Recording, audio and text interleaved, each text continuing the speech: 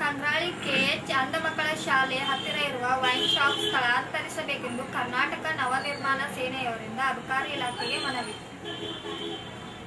Kangrali K H ಗ್ರಾಮದಲ್ಲಿ ಕಿವುಡು ಮತ್ತು ಮೂಕ ಮಕ್ಕಳ ಸರ್ಕಾರಿ ಶಾಲೆ ಇದ್ದು ಅದರ ಪಕ್ಕದಲ್ಲೇ ವೈನ್ ಶಾಪ್ ಇದೆ. ಆದ ಕಾರಣ ಈ ಮಕ್ಕಳಿಗೆ ತುಂಬಾ ತೊಂದರೆ ಆಗುತ್ತಿದೆ. ಈ ಮದ್ಯದ ಅಂಗಡಿಯನ್ನು ಸ್ಥಳಾಂತರಿಸಬೇಕೆಂದು ನವನಿರ್ಮಾಣ ಸೇನೆಯವರು ಅಬಕಾರಿ ಇಲಾಖೆಗೆ ಮನವಿ ಮಾಡಿಕೊಂಡರು.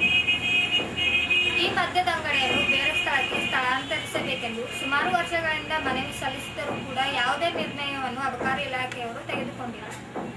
ಮಕ್ಕಳ ಶಾಖದಲ್ಲಿ ಮದ್ಯದ ಅಂಗಡಿ ಇರುವುದು ವಿಪರ್ಯಾಸವೇ ಸರಿ. ಇದರ ಬಗ್ಗೆ ಗೊತ್ತಿದ್ದರೂ ಸಹ ಅಬಕಾರಿ ಇಲಾಖೆಯವರು ಇದರ ಬಗ್ಗೆ ತಕರಾರು ತೆಗೆದಿಲ್ಲ. ಅಬಕಾರಿ ಇಲಾಖೆಯವರು ನಮ್ಮ ಮನವಿಯನ್ನು ಪರಿಶೀಲಿಸಿ ಶಾಲೆ ಹತ್ತಿರ ಇರುವ ವೈನ್ ಶಾಪ್ ಅನ್ನು ಸ್ಥಳಾಂತರಿಸದಿದ್ದರೆ ನಾವು ಉಗ್ರವಾದ ಹೋರಾಟವನ್ನು ಮಾಡಬೇಕಾಗುತ್ತದೆ ಎಂದು ನವನಿರ್ಮಾಣ ಸೇನೆಯ ಸಂಘಟನೆಯ ಕಾರ್ಯಕರ್ತರಾದ ಬಾಬು ಸಂಗೋಡಿ, ಮಹಾಂತೇಶ್ ವಕ್ಕೂನ್, ರಾಜು ಮಜ್ಕಾವಿ ಇವರೆಲ್ಲ ಎಚ್ಚರಿಸಿದರು. ಬೆಳಗಾವಿ ನಗರದಲ್ಲಿ ಆಟೋಗಳು ಪೊಲೀಸರ ವಶ. ಕಳೆದ 2 ದಿನಗಳಿಂದ ಪೊಲೀಸರು ಸುಮಾರು 230 ಆಟೋಗಳನ್ನು ಪರ್ಮಿಟ್ ಇಲ್ಲ, ಪತ್ರ ಹಾಗೂ ಮೀಟರ್ ಚಾಲನೆಯನ್ನು ಕಡ್ಡಾಯವಾಗಿ ಇಲ್ಲದ ಕಾರಣ ಆಟೋ ಚಾಲಕರಿಂದ ದಂಡವನ್ನು ಪಡೆಯುತ್ತಿದ್ದಾರೆ. ಕಳೆದ ಬಾರಿ ಸರ್ಕಾರವು ಆಟೋಗಳಿಗೆ ಕಡ್ಡಾಯವಾಗಿ ಪರ್ಮಿಟ್ ಹಾಗೂ ಮೀಟರ್ ಬಳಸುವುದಾಗಿ ತಿಳಿಸಿದ್ದರು. ಆದರೆ ಆಟೋ ಚಾಲಕರು ಸರ್ಕಾರದ ನಿಯಮಗಳನ್ನು ಪಾಲಿಸದೆ ಆಟೋಗಳನ್ನು ಚಲಾಯಿಸುತ್ತಿದ್ದಾರೆ.